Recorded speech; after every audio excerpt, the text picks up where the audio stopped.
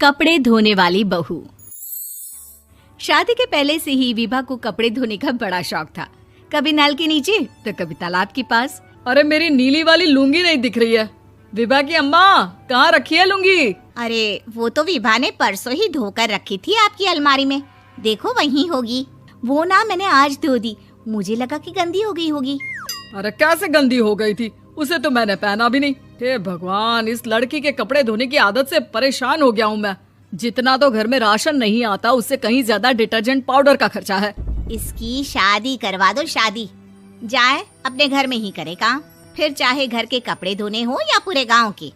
हाँ ठीक बोल रही हो, देखता हूँ मैं कोई लड़का। वो दिन भी आ जाता है जब विभा को देखने लड़के वाले आ जाते हैं। लड़की मुझे अच्छी लगी। होने वाली सास कहती है, बेटी अगर कुछ पूछना है तो पूछ लो। वैसे तो हमारी लड़की बहुत ही शर्मीली है, जो बोल दो वो मान लेती है, इसे क्या पूछना होगा। अरे कैसी बात कर रही हो माँ, मुझे इन लोगों के घर रहना है, सवाल तो कई है। हाँ हाँ बेटा, पूछ लो ना, क्या पूछना है। आप लोगों के घर कपड़े कौन धोता है? सास का मुंह बन जाता है। देखो, अगर तुम ये कहना चाहती हो कि तुम्हें कपड़े धोने नहीं आते तो सुन लो, कपड़े मैं ही धोती हूँ, लेकिन तुम्हारे आ जाने के बाद मैं रुमाल तक नहीं धोऊंगी। अरे चुप रहना भाग्यवान, बहू बेचारी घर आई नहीं, उसे डराना शुरू कर दिया। वो क्या है ना बिटिया, अभी तक तो ये कल्लू की माँ ही धोती थी, लेकिन अब तुम्हारे पापा तो दहेज में वॉशिंग मशीन देंगे ही।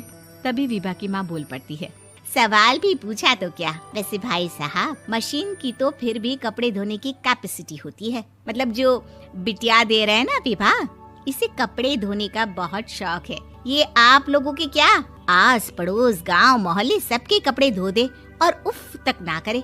बाहर देखा नहीं आपने कितने कपड़े सूख रहे हैं? सब हमारी बिटिया ने ही तो धोए हैं। बस भी करो ना माँ, शर्म आ रही इतनी तारीफ सुनकर। और तो और एक दाग निकाल कर दिखाओ तो मान जाऊं। हाँ अच्छा, माफ करना बेटा, मैंने गलत समझा। हमें तो रिश्ता बहुत पसंद है। और ऐसे जुड़ जाता है रिश्ता कपड़े धोने का शौक रखने वाली विभा का। उसकी शादी हो जाती है कोयला फैक्ट्री में काम करने वाले कल्लू के साथ। शादी के बाद अचानक विभा चिल्लाती हुई सास के पास आती है। सासू माँ, अरे सासू माँ कहाँ है आप? ये तो धोखा है, धोखा दिया आप लोगों ने मुझे। इसे ससुर के चक्कर के बारे में पता चल गया। अरे तो उसमें तुझे क्यों धोखा मिला है? अरे नल में पानी नहीं आता, कपड़े कैसे कब धुलेंगे? अच्छा, तू पानी नहीं आ रहा उसकी बात कर रही है। तो आपने क्या सोचा? कुछ नहीं। अच्छा, तेरी माँ ने कहा था कि कपड़े धोने का शौक है तुझे, याद आया मुझे। शौक बोलकर कपड़े धोने वाले मेरे जुनून को कम ना आके सासू माँ, कपड़ा धोना मेरा गुरूर है। तभी पति भी वहाँ आ जाता है। अभी मैंने इसे सनी देओल की फिल्म दिखाई है, उसी के डायलॉग मार रही है माँ। अच्छा सुन, साफ बता रही हूँ, पानी सुबह 4 से 6 और शाम को 10 से 12 आता है, समझी? विभा टाइमिंग सुनकर हैरान हो जाती है। ये क्या भूतों का मोहल्ला है? सुबह 4 बजे उठकर कौन कपड़े धोता है? 4 बजे टंकी में पानी जाता है, फिर सारा दिन धोना ना, किसने मना किया?